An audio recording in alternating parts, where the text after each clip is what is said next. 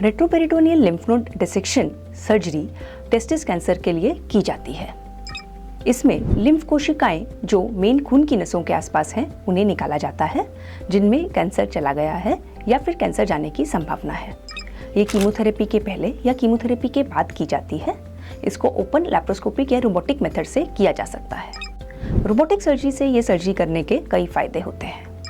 पहला बेनिफिट है ये ऑपरेशन छोटे छेदों से किया जाता है, इसीलिए कोई बड़ा चीरा ना होने के कारण पेशेंट को दर्द कम होता है, हॉस्पिटल में कम दिनों के लिए रुकना पड़ता है और कुछ ही दिनों में पेशेंट अपने काम पर वापस लौट सकते हैं। इसके अलावा इसका मेन बेनिफिट है इसका विजन और इंस्ट्रूमेंट्स। इसमें जो कैमरा है वो 3D 10 टाइम्स मैग्नीफाइड और हाई डेफिनेशन विजन प्रोवाइड करता है। इसके कारण छोटी छोटी खून की नसें और वर्क की नसें आराम से देखी जा सकती हैं।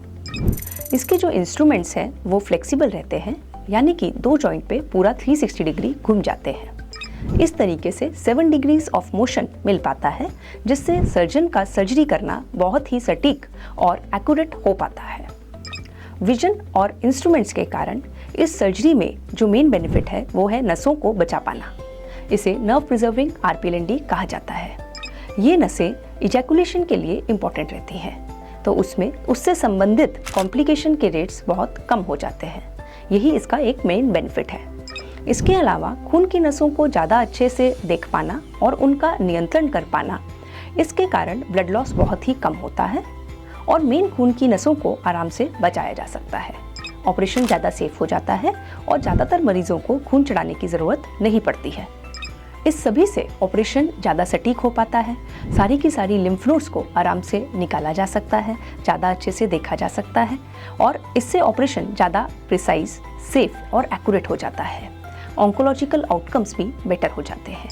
तो अल्टीमेटली पेशेंट की लाइफ की क्वांटिटी और क्वालिटी दोनों ही बढ़ पाती है। अगर टेस्टिस के साइज या शेप में कोई चेंज महसूस हो तो डॉक्टर को दिखाना चाहिए। डॉक्टर टेस्टिस को देखेंगे और उसमें कोई ट्यूमर होने की संभावना को जज करेंगे। अगर कोई ऐसा संकेत मिलता है तो नेक्स्ट टेस्ट है अल्ट्रासाउंड। अल्ट्रासाउंड यानी कि सोनोग्राफी से टेस्टिस को देखा जाता है। उसमें कोई ट्यूमर है कि नहीं ये देखा जाता है। ट्यूमर के साइज को असेस किया जाता है। वो ट्यूमर जो है ठोस है या उसमें पानी भरा हुआ है ये देखा जाता है। इसके अलावा वास्कुलैरिटी यानी कि उस ट्यूमर में ब्लड कितना चल रहा है वो पता किया जाता है। इसके अलावा कुछ और क्राइटेरिया के बेसिस पर अल्ट्रासाउंड के डॉक्टर ये जज करने की कोशिश करते हैं कि इसमें टेस्टिस के कैंसर होने की कितनी संभावना है। कुछ अन्य कारण से भी टेस्टिस का साइज बढ़ सकता है, जैसे कि टेस्टिस में इन्फेक्शन होना, टेस्टिस में हाइड्रोसील या हर्निया होना। उसके अलावा टीबी का होना भी टेस्टिस में स्वेलिंग का कारण हो सकता है। अल्ट्रासाउंड के हिसाब से अगर कैंसर होने का चांस लगता है तो नेक्स्ट टेस्ट है tumour markers. Tumour markers blood में से किए जाते हैं। AFP, बीटा HCG और LDH किया जाता है।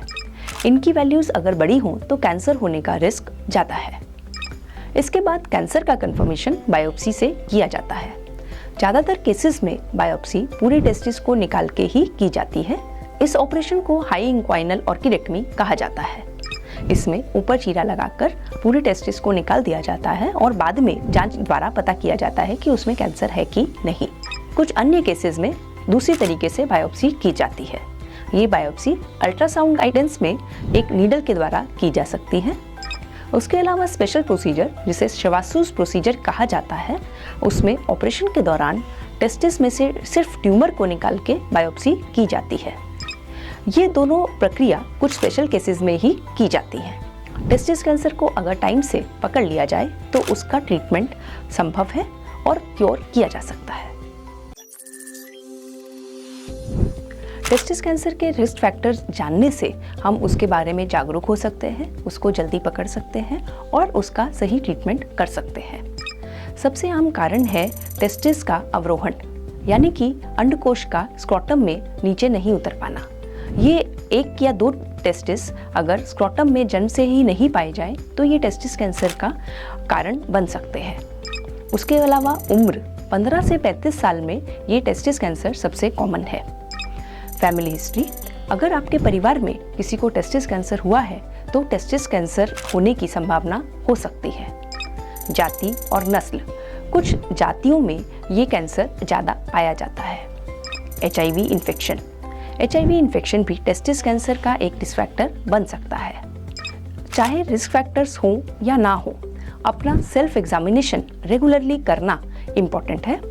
ऐसा करने से टेस्टिस का कैंसर अगर है तो उसे जल्दी पकड़ा जा सकता है और उससे क्योर पाया जा सकता है।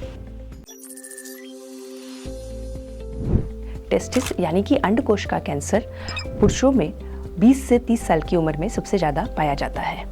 इसके लक्षण में सबसे आम है टेस्टिस में सूजन होना। अंडकोश के साइज का बढ़ना इसका सबसे आम लक्षण है, जो कि दर्द के साथ या फिर बिना दर्द के हो सकता है। दर्द हल्का या फिर भारीपन उसमें महसूस हो सकता है। दूसरा लक्षण है टेस्टिस के आकार या रूप में कुछ चेंजेस। अगर एक टेस्टिस दूसरे टेस्टिस से ज़्यादा बड़ा है या उसका आकार कुछ चेंज हो गया है तो ये संकेत हो सकता है। इसके अलावा हाइड्रोसील यानी कि अंडकोश के थैले में अचानक से पानी भर जाना और साइज का बढ़ जाना टेस्टिस कैंसर का लक्षण हो सकता है। पेट के निचले हिस्से में दर्द या कमर में दर्द होना भी टेस्टिस कैंसर का संकेत हो सकता है।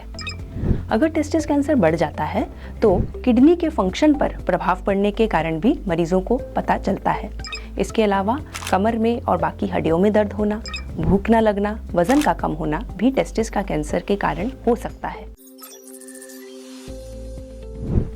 टेस्टिस कैंसर का इलाज कंप्लीट तरीके से किया जा सकता है और उसे क्योर किया जा सकता है। अच्छी बात यह है कि न सिर्फ पहली स्टेज में पर दूसरी और तीसरी स्टेज में भी इसका पूरी तरीके से इलाज किया जा सकता है और चौथी स्टेज तो टेस्टिस कैंसर में गिनी ही नहीं जाती है। उसका रिजल्ट भी काफ़ी अच्छा रहता है। ट्रीटमेंट के शुरुआत में सबसे पहले हाई इंग्वाइनल ऑर्किडेक्टमी यानी कि टेस्टिस को इंग्वाइनल एरिया में एक इंसिजन के द्वारा निकाल दिया जाता है। इसके बाद इसके प्रकार और स्टेज का मालूम किया जाता है, जिसके लिए कुछ टेस्ट यानी कि बायोप्सी और सीटी स्कैन किए जाते हैं। उसके आधार पर आगे का ट्रीटमेंट इसलिए किया जाता है जिससे कि फैले हुए कैंसर को कम्प्लीटली मिटा सके और अगर कैंसर नहीं फैला है तो उसको वापस आने से रोक सकें। इसमें ऑपरेशन, कीमोथेरेपी और रेडिएशन शामिल है। ऑपरेशन को रेट्रोपेरिटोनियल लिम्फ नोड कहा जाता है। रेट्रोपेरिटोनियल लिम्फ नोड डिसेक्शन में सारे के सारे रेट्रोपेरिटोनियल लिम्फ नोड्स को निकाल दिया जाता है, यानी कि ये वो लिम्फ कोशिकाएं हैं जो कि मेन खून की नसों के आसपास हैं।